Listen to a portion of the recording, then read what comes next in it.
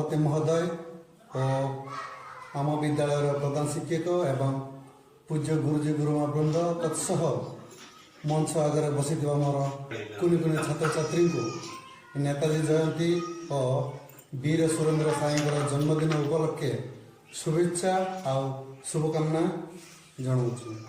आज ये दिवस आम सबुठार महत्वपूर्ण अटे। आज हूँ जनवरी 23 तारीख नेताजी सुभाष चंद्र बोस एवं वीर सुरेंद्र साईंकर जन्मदिन। नेताजी सुभाष चंद्र बोस कथा कहवाक गले 1897 मसीहा जनवरी 23 तारीख ओडिशार कटक सहर जन्मग्रहण करते। पिता नाम जानकीनाथ बोस एवं माता नाम प्रभावती देवी। सुभाष चंद्र बोस जड़े महान स्वाधीनता संग्रामी थिले।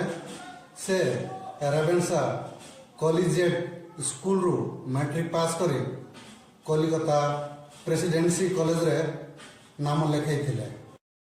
से आईसीएस परीक्षा रे कृतकार्य होते इंग्रेज सरकार अधीन रे चाकरी करने को प्रत्याख्यान कर देथिले। स्वर्गठारू गरीबी मातृभूमि भारत मुक्ति पाई से स्वाधीनता आंदोलन रे जोग देथिले।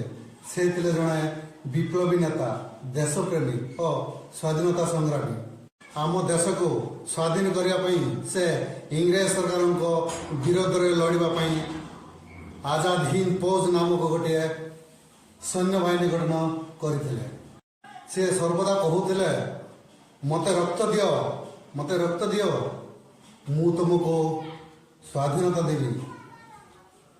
से इंग्रेज सरकार विरोध में संग्राम करने समय अनेक थर जेल जाइछते। अनेक थर से जेल भोगिया पड़ता। से कलिकता इंग्रेज सरकार द्वारा नजरबंदी थी समय छद्म वेश धारण कर भारत विदेश को पड़े जाते। परवर्ती समय जापान सहायता सेठार रही इंग्रेज शासन विरोध में संग्राम जारी करथिले। एही प्रयास जारी करने समय 1945 मसीहा हठात एक विमान दुर्घटना मृत होइथिबार खबर प्रसारित होइथिला। मात्र आज मृत्यु एक रहस्य रही। इंग्रेज मान विरोध में सशस्त्र संग्राम एवं ताहा पुणी भारत बाहर रही संभव हो पारिथिला केवल नेताजी सुभाष चंद्र बोस को भाई। नेताजी सुभाष चंद्र बोस को असीम साहस, धैर्य और वीरत्व जो मृत्यु आज पर्यंत एक रहस्य रही सत, किंतु तांकर अहैतुक देशप्रेम और जन्मभूमि त्याग और बलिदान भारतवासी चिर स्मरणीय रहिब।